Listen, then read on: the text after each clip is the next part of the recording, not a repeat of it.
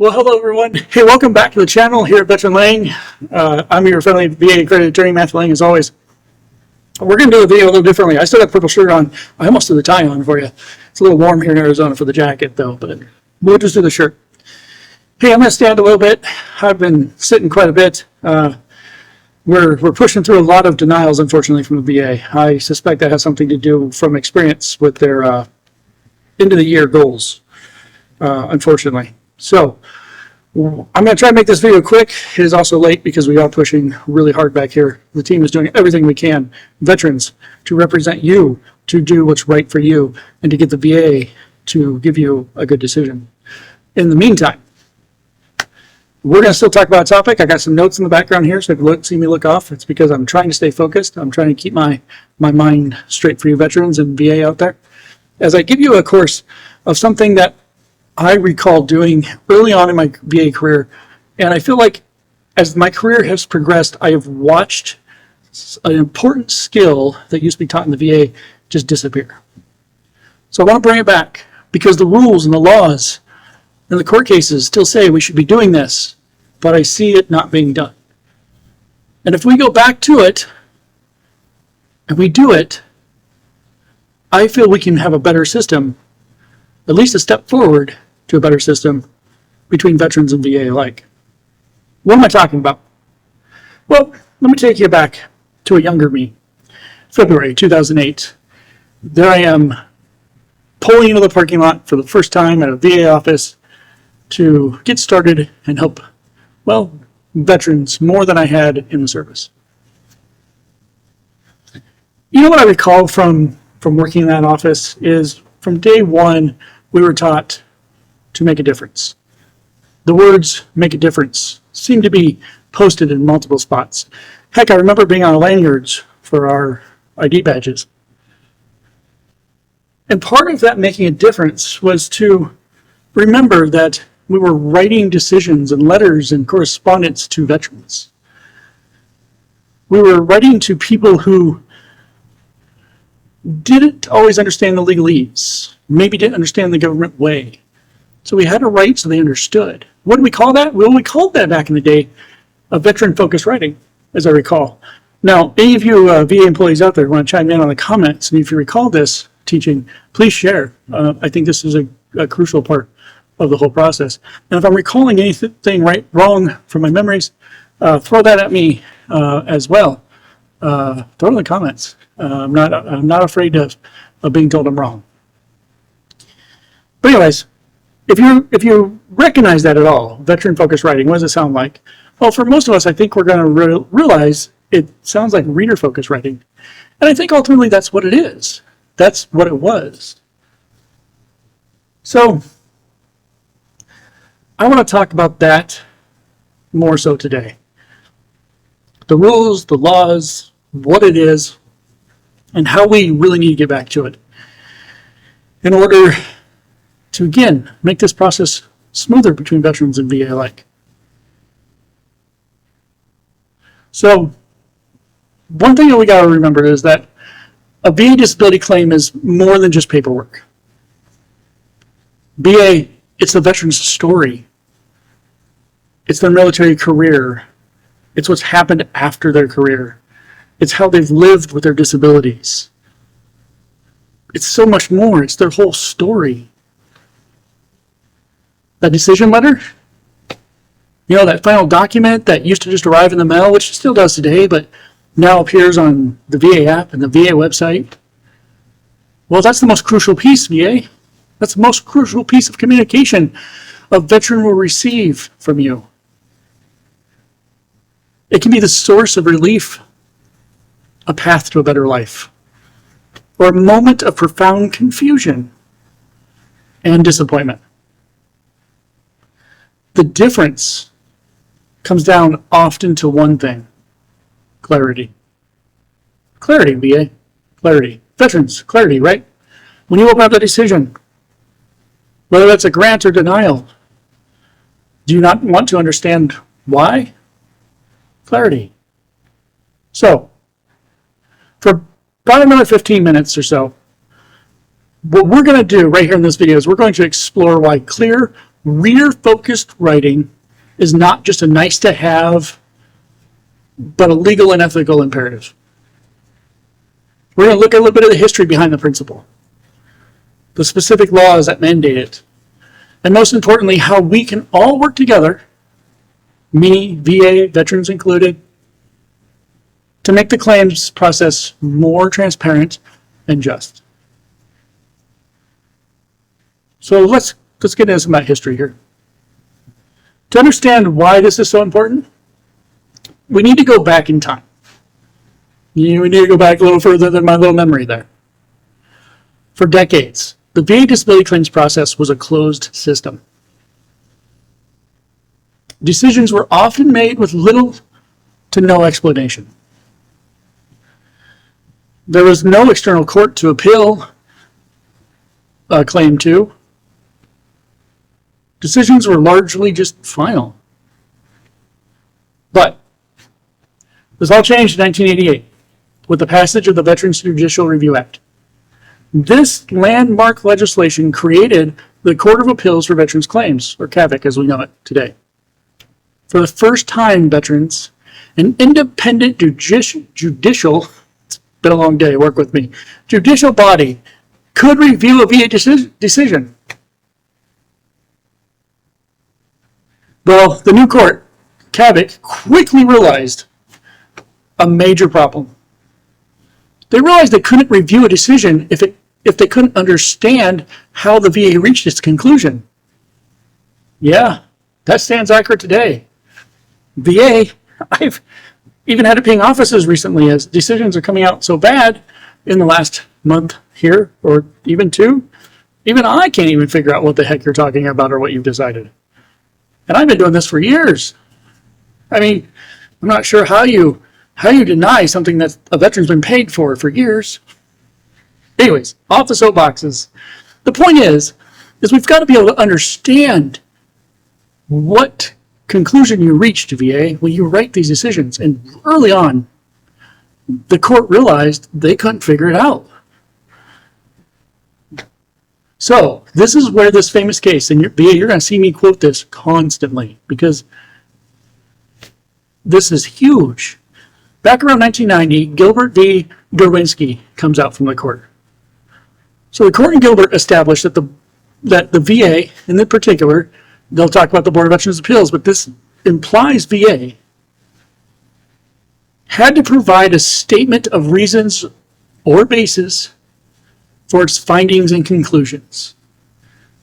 VA, since 1990, the court has said you've got to give a statement of reasons or basis. It's not new law. It's not new law. The single requirement changed everything, creating a dual purpose for every decision letter. Not only must it explain the outcome to the veteran, but it must also be legally defensible and understandable to a court. The court's message was clear. They would not chisel that which must be precise from what the agency has left vague and indecisive. This legal history paved the way for the principles we are discussing today. Now, this goes beyond the reasons and basis standard. Think about this. There are three critical legal pillars that support the need for clear communication in every decision letter, VA. Veterans, did you know? There are three pillars of critical legal pillars for this clear communication. Let's talk about the first one. This one is another one that we see errors on all the time. First, there's the duty to assist. This isn't just a best practice. This is a legal obligation found in 38 U.S.C. 5103A.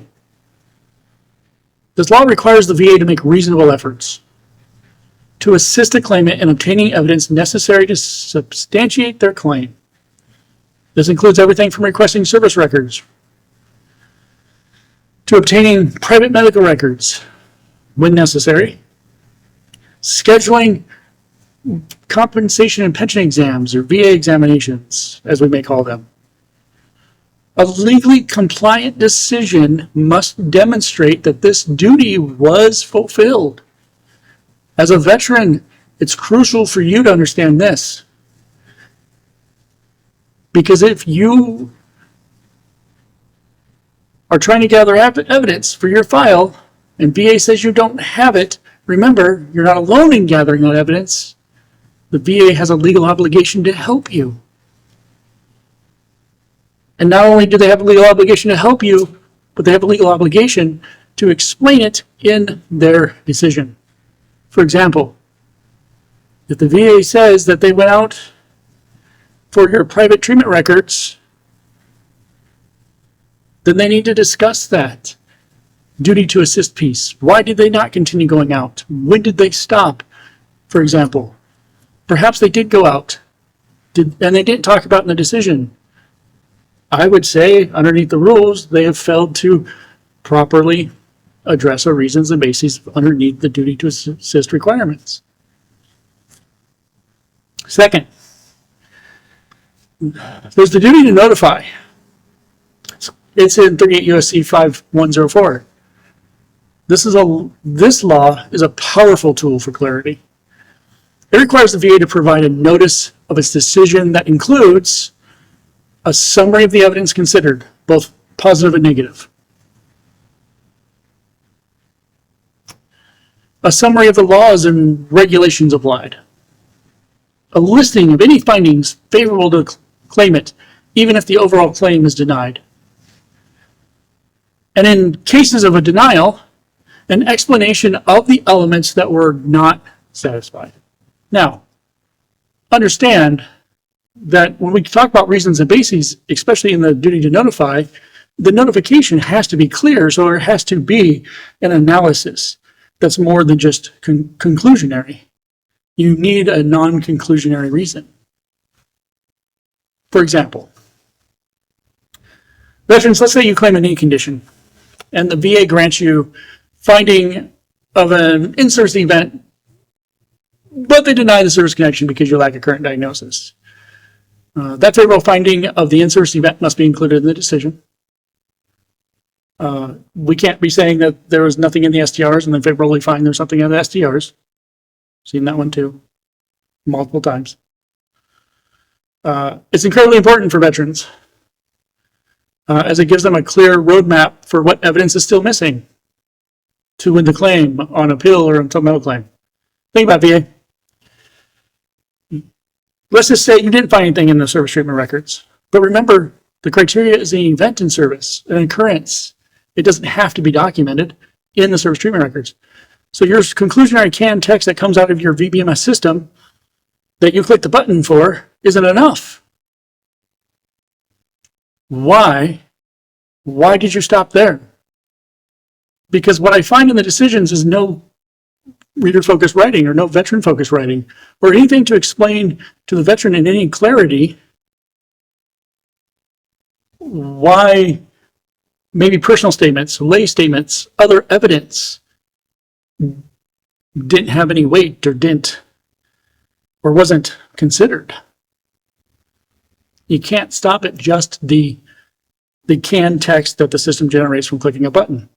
If that was the case, well, you'd probably be without a job shortly because the computers will be able to do it all for you. Finally, we have the Plain Writing Act of 2010. This is a federal law, not just a suggestion. It mandates that all federal agencies, including the VA, use clear government communication that the public can understand and use. It is a legislative recognition that government is accountable to the people it serves. And that accountability begins with the words we use. It reinforces the need to avoid obscure jargon and to write for the reader. It is our legal obligation to do so.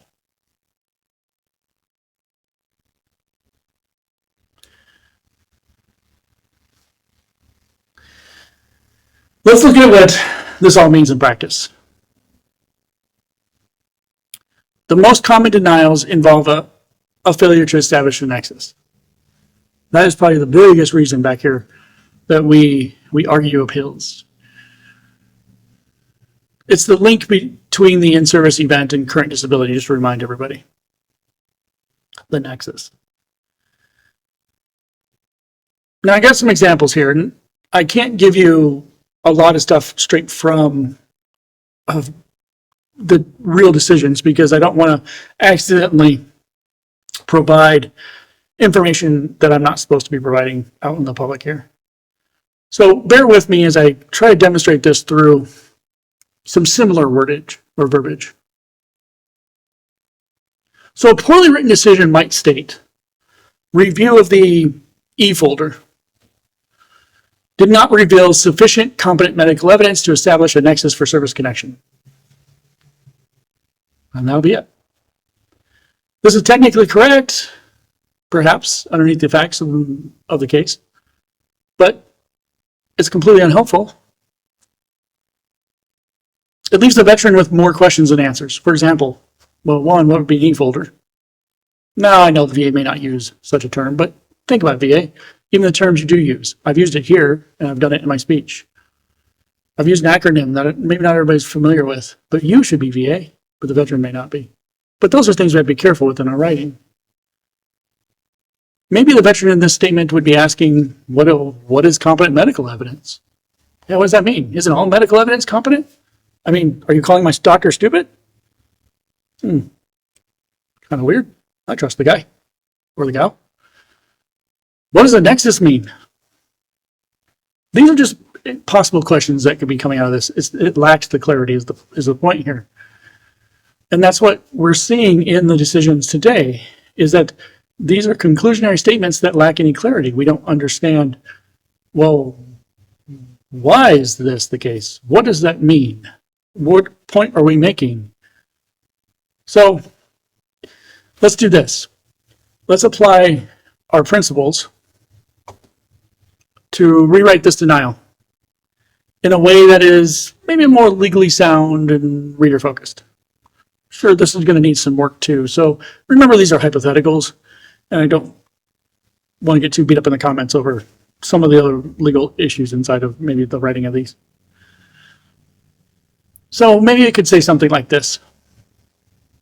After reviewing the evidence, including your service treatment records and your personnel statement, we were unable to find a medical opinion that links your current diagnosed back condition to an in-service event. For service connection to be established, we must have a medical opinion that states your back condition is at least as likely as not caused by your military service. The evidence did establish, as a finding favorable to you, that you were treated for back pain during your military service. To overcome this denial, you would need to provide an opinion from a medical professional that directly links your current condition to that in-service event. Now, don't get me wrong. Again, some other legal issues kind of in my example here, but I'm hoping you take the point. See how much more detail that has in there than that simple conclusionary statement that a system would generate? It gives a better idea of what's going on. It gives a better idea of what evidence did you look at? What evidence did you truly consider? Why did that evidence not give you what you need? So this version it's just more than a denial. It's an explanation. It references the specific evidence considered, as I mentioned here, and defines the legal requirements. It identifies favorable findings, provides a clear path for the veteran to follow, and honors both our legal obligations and our mission to serve. So, to all the veterans watching this, I urge you to read your decision letters carefully. Now that you understand some of the legal requirements, and we'll continue understanding those legal requirements with all of our videos to come, you can look for key phrases.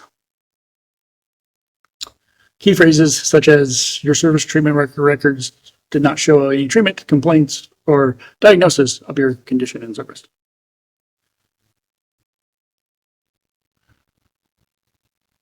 Check to see if the VA summarized your evidence. Did they identify any favorable findings? Did they explain why your claim was denied and what was missing?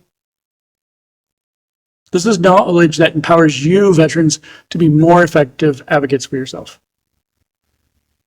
Another question I would probably throw in there is, did the VA just copy and paste the other condition decision completely word for word into your other condition? Things to look out for, veterans, that demonstrate a lack of reasons and bases and a lack of clarity in your decisions. If you find this in your decisions and you want to get representation to help appeal, please don't forget, we are here to help you as much as we can, but you have to go to our website, veteranlang.com, to schedule that VA case evaluation with us to see what we can do for you. We'll review your evidence, we'll review what you have to show us and any decisions, and we'll also sit and talk with you and brainstorm some stuff and get some more information from you to see what we can do. Now, to the VA employees, I know the demands on your time are immense. I was there for multiple years. But remember that a few extra minutes spent on clarity can save weeks, months, or even years of a veteran's time navigating the appeals process. When you write a clear and concise decision, you're not just closing a case, you're opening the door for a veteran to finally get the benefits they deserve. VA, it helps you too. Saves you weeks and months and years as well. For when you do open that door to the veteran, even if it is by way of appeal, at least the next VA employee can understand your reasons for decision, and they won't have to review the entire file all over again. They won't have to guess what you were thinking that day. You may not see this claim come back to you if it's clear and it's done right. In conclusion, the practice of writing decision letter is a powerful opportunity. It is where our professional expertise, our legal obligations, and our commitment to the veterans, VA, our commitment to the veterans, converge. By embracing reader-focused writing or veteran-focused writing, as I grew to know it working in the VA, we can create a system again that is not only more efficient, but also one that builds trust and delivers justice. Let us commit to wielding the power of the pen, or nowadays the computer, to foster clarity and honor our nation's veterans.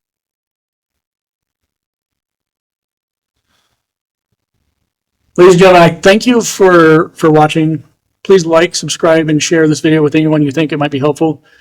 And thank you for sticking with me on getting to know some of that reader-focused writing and some of my rants and my pleas to the VA here in this video. I look forward to all of our other videos as we continue making more. Every Tuesday, we will get them posted and learn more about VA disability, the rules, the regulations, the laws, and we'll likely come back to these reasons and bases and this reader-focused writing in the future again. Because it, along with duty to assist, I will tell you, in my practice, are the number two, or the top two arguments I make on every decision. Because it's always violated. The law is not followed when I see those decisions. So please, stick with me. Continue sharing these videos. Continue sharing your knowledge. Throw the comments in. Add anything you'd like to add, perhaps, to the process. Try to be nice about it. I understand it can be a frustrating process, but let's be helpful to each other, educate each other, and watch for the next video next Tuesday. All right, I'll see everybody then. Have a nice day.